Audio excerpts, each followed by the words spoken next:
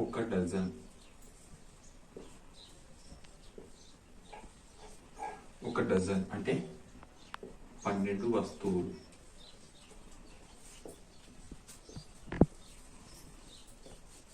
పన్నెండు వస్తువులను కలిపి ఒక డజన్ అంటారు. ఒక గ్రోస్. ఒక గ్రోస్ అంటే 12 డజన్లను కలిపి ఒక గ్రోస్ అంటారు. 12 డజన్లకు ఒక గ్రోస్. 1 స్కోర్.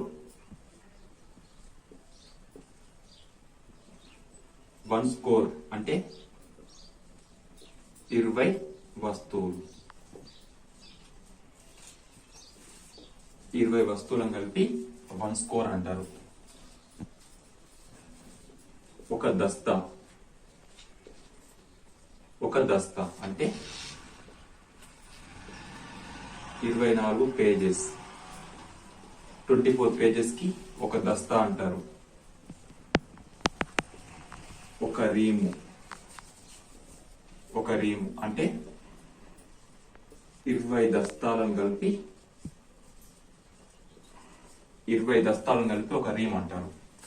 డజన్ అంటే డజన్ లో 12 వస్తువులు ఉంటాయి. గ్రోస్ అంటే 12 డజన్లను కలిపి ఒక గ్రోస్ అంటారు. ఒక స్కోర్ అంటే 20 వస్తువులు.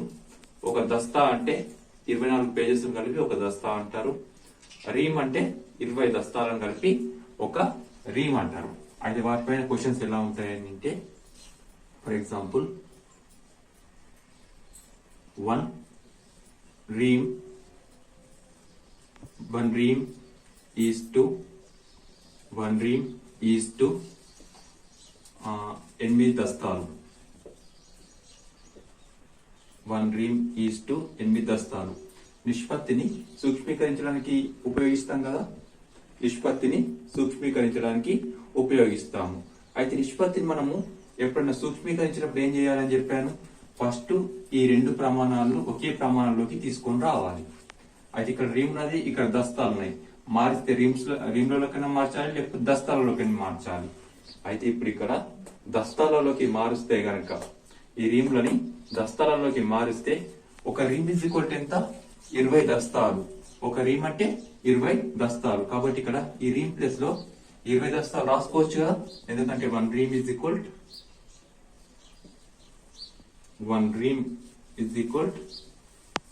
20 దస్తాలు. ఒక రీమ్ అంటే 20 దస్తాలు. కాబట్టి ఇప్పుడు ఈ రీమ్ ప్లేస్ లో 20 దస్తాలు రాసుకోవచ్చు కదా. సో 20 దస్తాలు ఈజ్ టు 8 దస్తాలు. 8 దస్తాలు. అదే విధంగా నిష్పత్తిలో ఉన్నప్పుడు దాన్ని భిన్న రూపంలో రాసుకోవచ్చు అని చెప్పాను కదా. కాబట్టి 20 దస్తాలు బై 8 దస్తాలు. 20 దస్తాలు బై 8 దస్తాలు. పైన దస్తాలున్నాయి, కింద దస్తాలున్నాయి కాబట్టి ఇది క్యాన్సిల్. ఇక 4 5 4 2 ఏంటి మిగిలింది? 5/2. నిష్పత్తిని భిన్న రూపంలో రాసుకోవద్దు కదా. మళ్ళీ నిష్పత్తి రూపంలోకి మారిస్తే 5:2. నిష్పత్తి స్టార్టింగ్ లో ప్రమాణాలు ఉన్నాయని చెప్పాను. ఇక్కడ దస్తాలు ప్రమాణాలు కాబట్టి పైన దస్తాలున్నాయి, కింద దస్తాలున్నాయి కాబట్టి ఇవి క్యాన్సిల్. ఇక మిగిలింది 5:2. అంటే 1 ream is to 8 దస్తాలు అయితే వాటి సూక్ష్మీకరిస్తే 5:2 గా అవుతుంది. అదే విధంగా 4.50 రూపీస్ is to 900 పైసలు. 900 పైసలు. 4 అంటే ₹4.50 ఈజ్ టు 900 పైసలు. ₹4.50 ఈజ్ టు 900 పైసలు. అయితే ఇటేమో రూపాయలు ఉన్నాయి, ఇటేమో పైసలు ఉన్నాయి. ఏం చేయాలి? నిష్పత్తిలో ఉన్నప్పుడు రెండింటి ప్రమాణాలు సమానం చేయాలి. అయితే ₹4.50 ఎలా మార్చుకోవచ్చు? పైసలకి మార్చాలి అంటే ₹4లో 400 పైసలు ఉంటాయి. ₹4లో 400 పైసలు ఉన్నాయి. ఆల్రెడీ ఇక్కడ 50 పైసలు ఉన్నాయి కాబట్టి మొత్తం కలిపితే ఎంత 450 పైసలు. 450 పైసలు ఈజ్ టు 900 పైసలు. 900 పైసలు. దీన్ని భిన్న రూపంలో రాసుకుంటే 450/900 పైసలు. 450 పైసలు బై 900 పైసలు. పైన ఇది క్యాన్సల్, ఇది క్యాన్సల్, పైసలు. ఈ జీరో క్యాన్సల్. 45 1s 45 2s 1/2. నిష్పత్తిని భిన్న రూపంలో ఉండకూడదు, మళ్ళీ నిష్పత్తి రూపంలో మార్చాలి కాబట్టి 1:2 అంటే ₹4.50 ఈస్ట్ 900 పైసలు అయితే దాన్ని సూక్ష్మీకరిస్తే 1:2గా వస్తుంది. 1 gross is to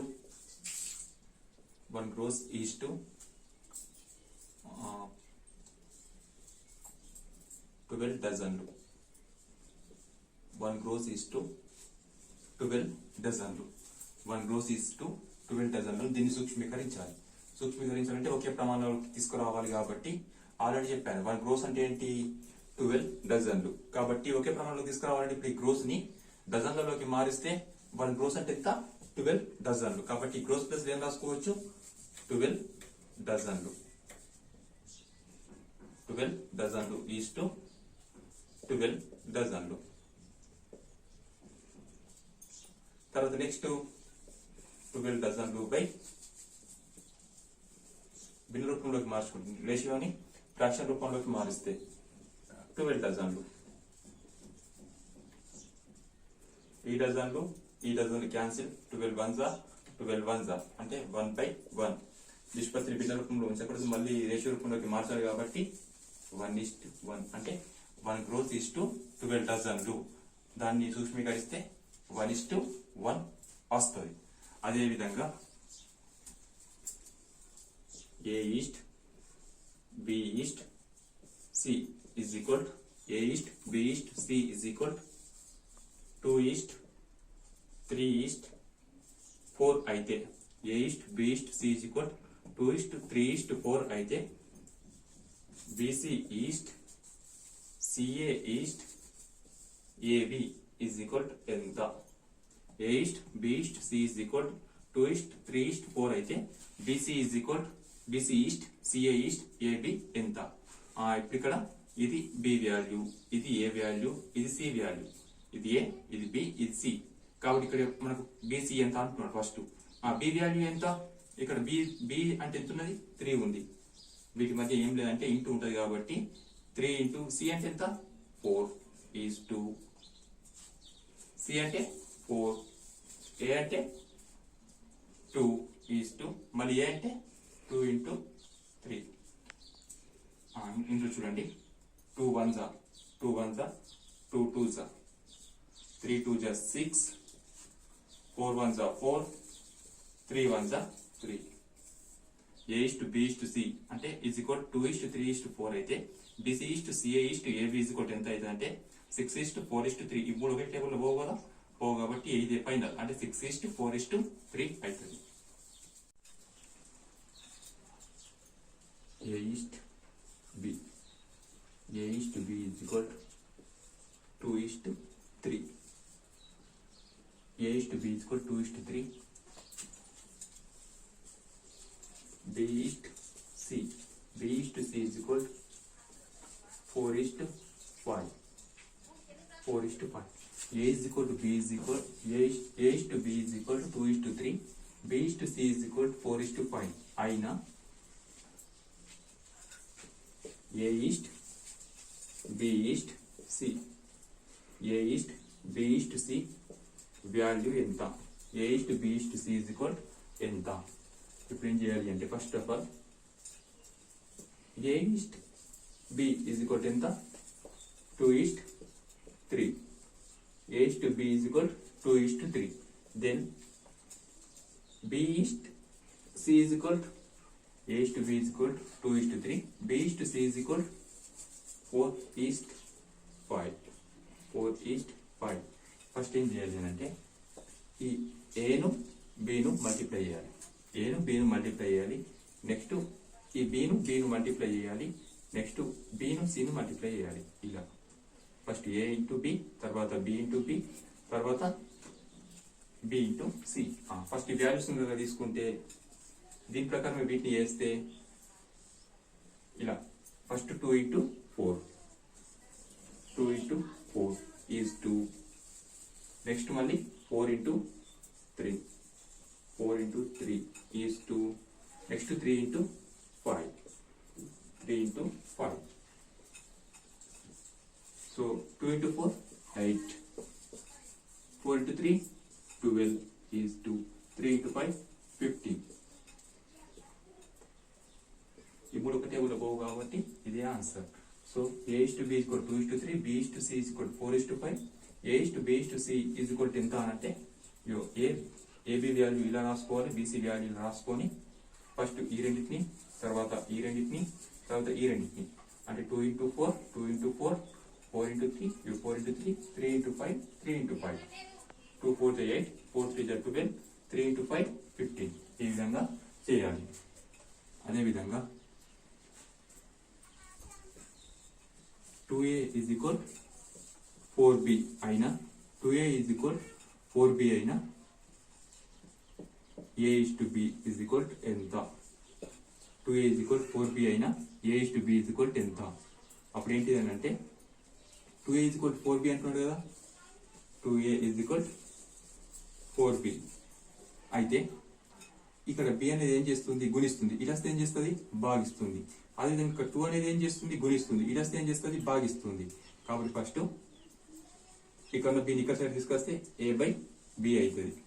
ఇక్కడ 4 ఇలానే ఉంటుంది. నెక్స్ట్ ఇక్కడ 2 ఏం చేస్తుంది? గుణిస్తుంది. ఇటు వస్తే ఏం చేస్తుంది? భాగిస్తుంది.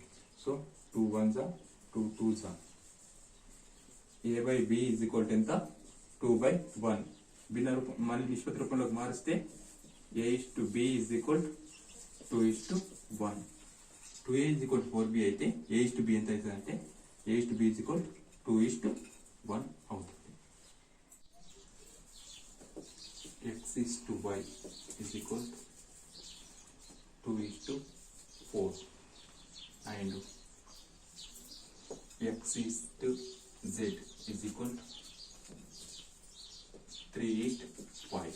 3:1. X/Y is equal to 2:4. X/Z is equal to 3:5 అయినా X/Y/Z ఎంత? X/Y is equal to 2:4.